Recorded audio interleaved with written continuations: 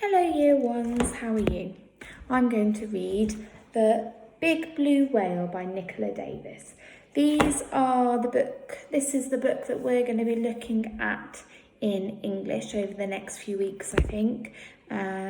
Whether that's in your bubble at school with your class teacher or a new teacher, or whether you're still at home with your adult. We're all going to do the same lesson, so I hope you enjoy me reading this. It's a bit different to normal books that we read. This one's going to give you lots and lots of information about the blue whale. The blue whale is big, bigger than a giraffe, bigger than an elephant, bigger than a dinosaur. The blue whale is the biggest creature that has ever lived on Earth. And if you look carefully, you can see its tail there on that page.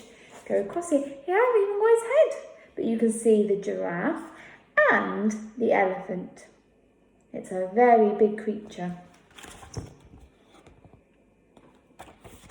Reach out and touch the blue whale's skin.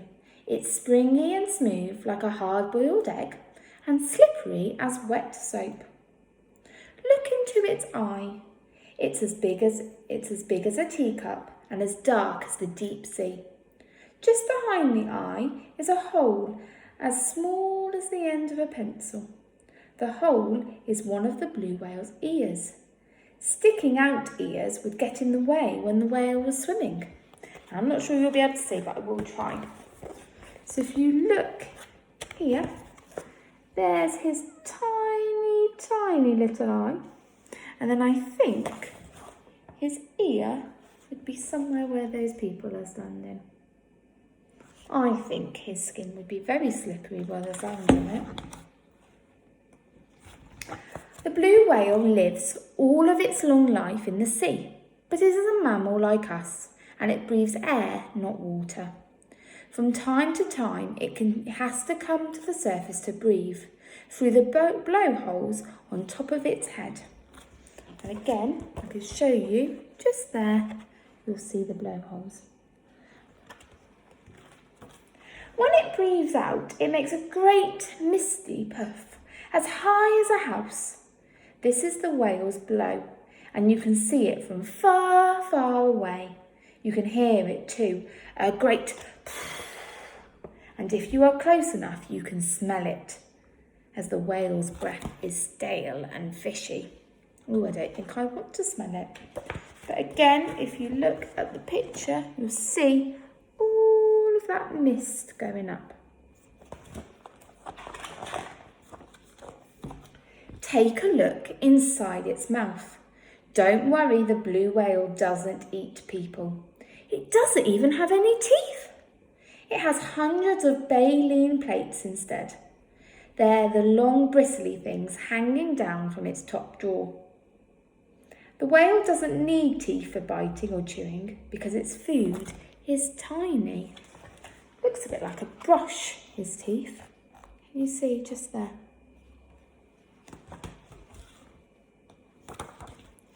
The blue whale eats krill, pale pinkish shrimp-like creatures, the size of your little finger.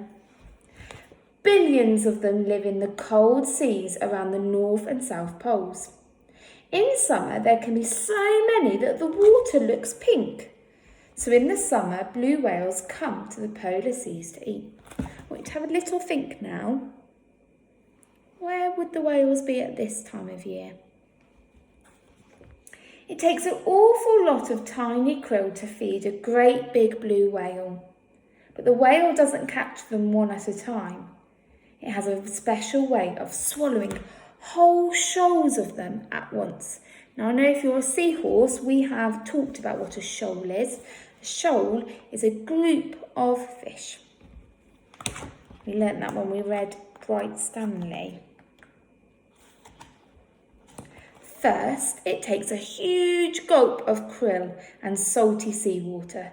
There's room for this because the whale's throat unfolds and opens like a balloon.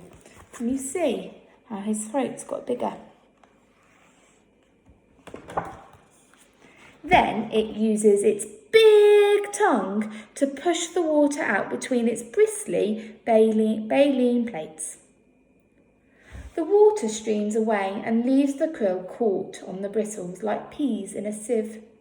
Now all the whale has to do is lick them off and swallow them. I'm going to finish there. It's not the end of the story, but that's enough for this week. Hopefully we'll read the next part next week. Bye-bye.